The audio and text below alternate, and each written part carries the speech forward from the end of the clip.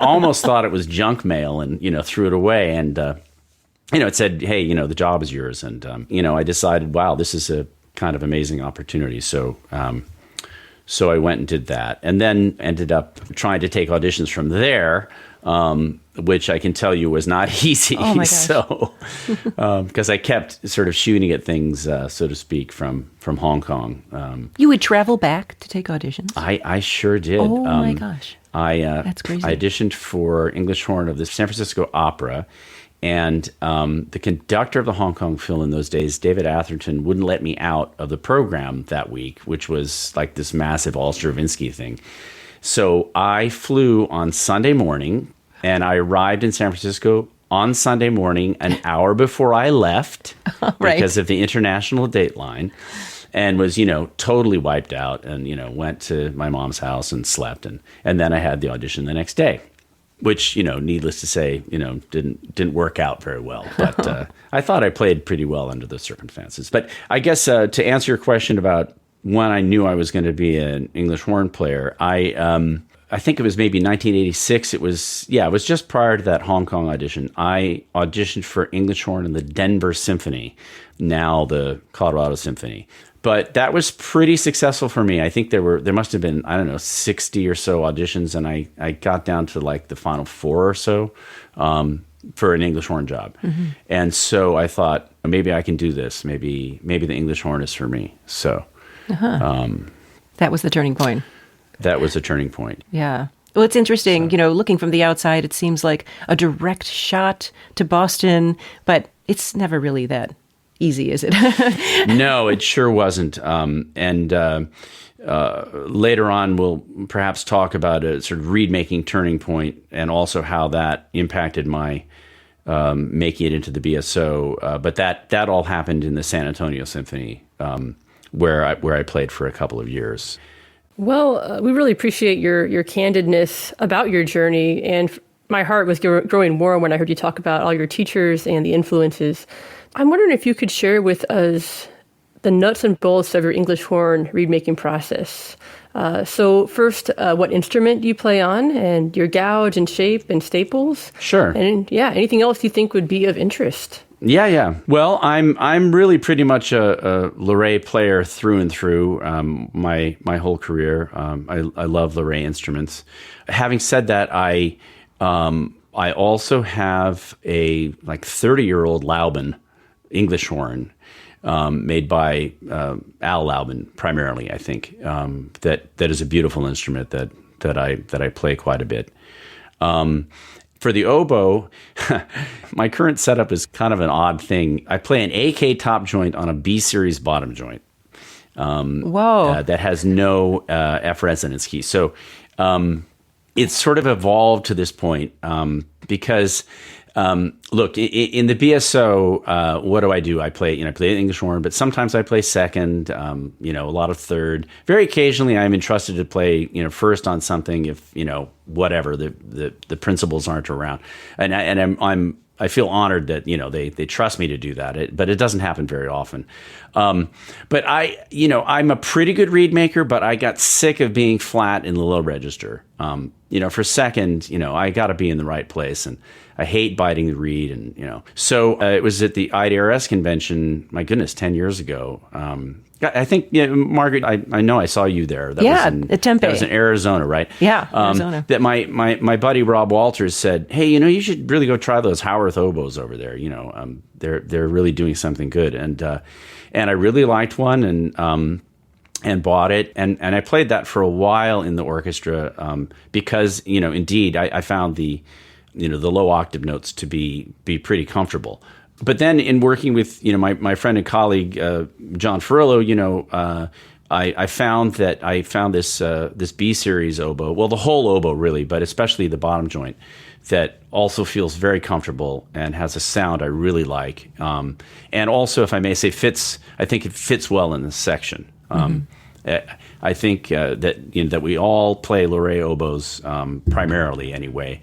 Helps us to unify the sound and helps to blend.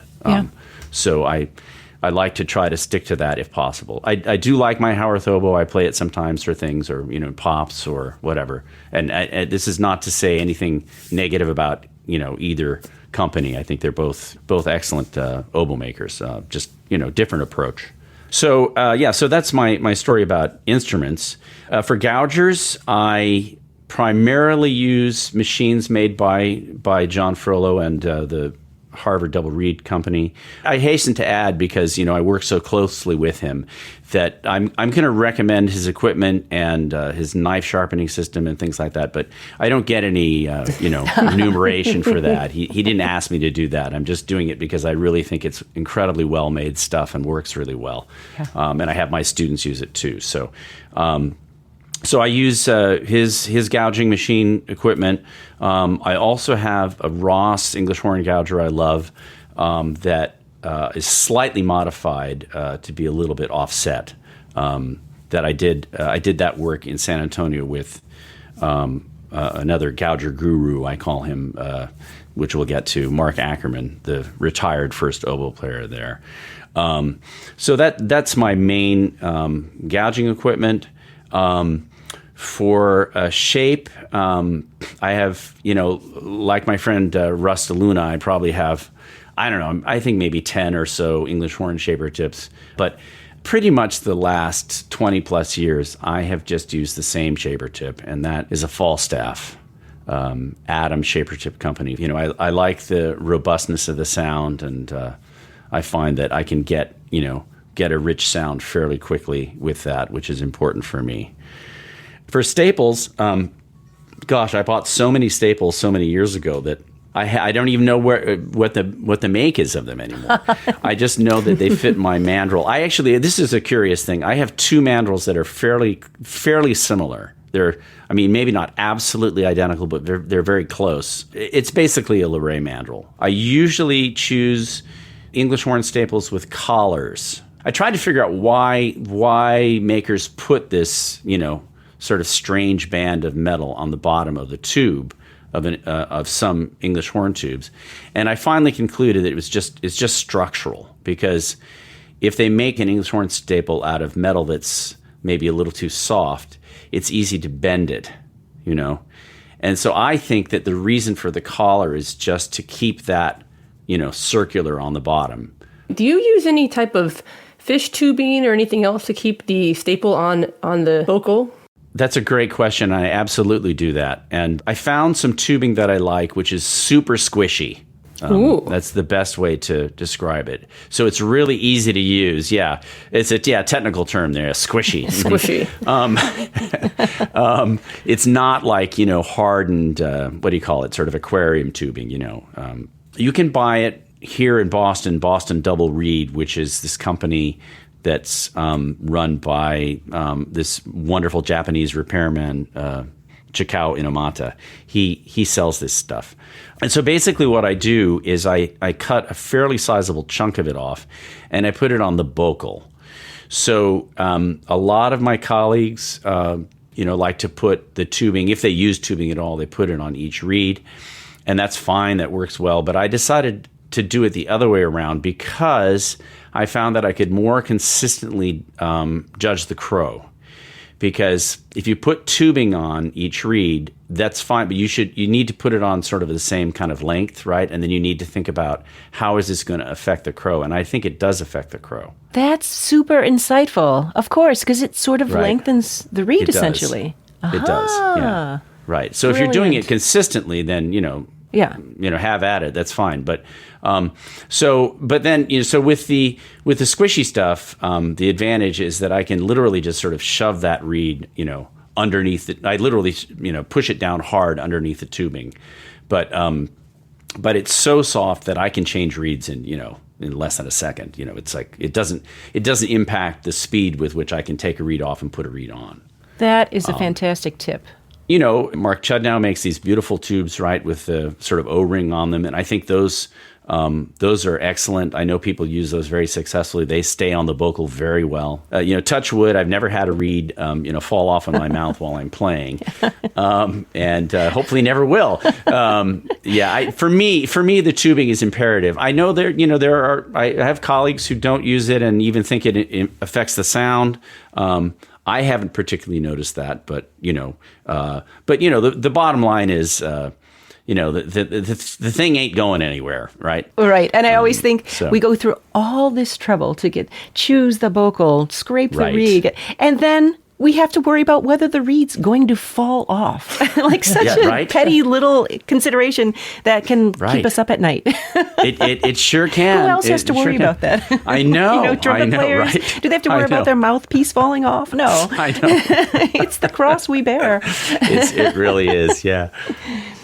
Do you play the bass oboe when it comes up in the Boston Symphony? Is that, that's a great question. I don't. My dear colleague Mark McEwen gets that duty more. I can tell you a really funny bass oboe story.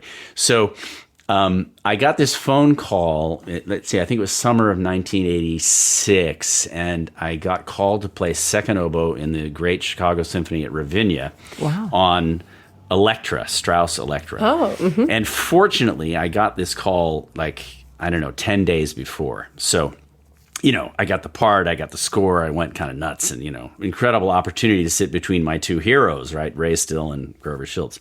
So, but why was I called to play second oboe? That's because Dick Cantor, the second oboe player, wanted to move down to play the bass oboe because that was the money chair, right? Because you get the doubling fee. Oh, yeah.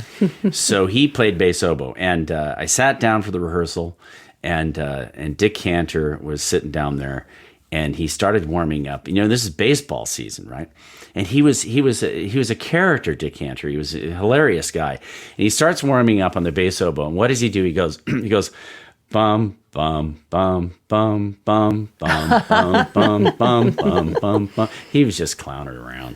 That's right. But pretty funny, I thought, wow, this is supposed to be such a serious place, But to answer your question, I'm not the bass oboe guy. If we play some Bach or we play Matthew Passion or something like that, then we share out the duties there. And I do play D'Amore for that, but Mark will also play D'Amore.